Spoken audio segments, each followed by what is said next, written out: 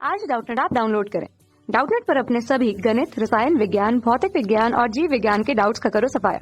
बस प्रश्न की फोटो खींचो, एक ही प्रश्न को क्रॉप करो और तुरंत वीडियो सोल्यूशन पाओ। अभी डाउनलोड करें। नमस्कार दोस्तों, दिया गया प्रश्न है किरण आरेख खींचकर समझाइए कि प्रकाशी तंतु किस प्रकार सिग्नलों का संचारण करता है।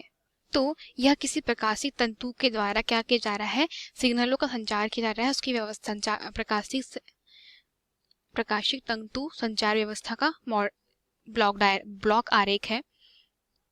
ठीक है, तंतु संचार का ब्लॉक डायग्राम है, जिसमें यह क्या है, हमारे पास में विद्युत जो पल्स है, इसको कहते हैं इलेक्ट्रिक पल्स। मतलब क्या होता है, यह पल्स के फॉर्म में दी जाती है। ठीक है, कैसी पल्स के फॉर्म में दी जाती है, जो कुछ इस प्रकार से होती है, जैसे आप देख रहे हैं यहाँ पे चित्र में, उसके हिसाब से होती है। उसे काय में बदला जाता है। यह विद्युतीय सिग्नलों को काय में बदला जाता है। विद्युतीय सिग्नल से इन्हें प्रकाशिक सिग्नल में परिवर्तित किया जाता है, प्रकाशिक सिग्नल में। और फिर होता है इसमें पूर्ण आंतरिक परावर्तन, जैसे कि आप देख सकते हैं ये होता है पूर्ण आंतरिक परावर्तन। और इस तरीके से क्या होता है, जो सिग्नल है, कौन सा प्रकाशिक सिग्नल है, इसको बोलते हैं प्रकाशिक पल्स।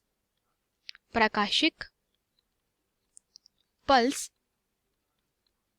इस केबल के अंदर क्या करती है, गति करती है और कहां पर पहुंच जाती है, इस पे, मतलब ये भी मॉडेम है और इसे भी क्या कहा जाता है, मॉडेम। ठीक है, तो मॉडेम पे क्या होती है, फिर यह प्रकाशिक सिग्नलों से काय में परिवर्तित की जाती है। प्रकाशिक सिग्नल से यह परिवर्तित की जाती है विद्युतीय सिग्नल में। ठीक है, विद्युतीय सिग्नल में, और फिर इसे कह सकते हैं यह काय में फिर से हमें विद्युतीय सिग्नल पल्स में मिल जाती है।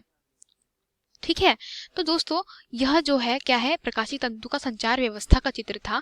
तो यह प्रकाशी तंतु है, वह किस तरीके से व्यवहार करता है, अगर हम इसको कुछ इस तरीके से देखें।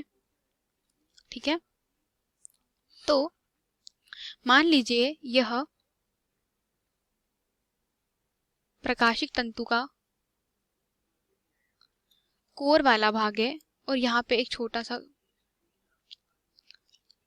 ये मान लीजिए एक पाइप के अंदर पाइप वाली व्यवस्था है। ठीक है, जैसे पाइप के अंदर एक पाइप होता है, वह वाली व्यवस्था है जिसमें, ठीक है, तो इसके अंदर क्या हो रहा है, यहाँ से लेकर मतलब यहाँ पे इसमें एक कोर होता है और एक क्लैडिंग होता है।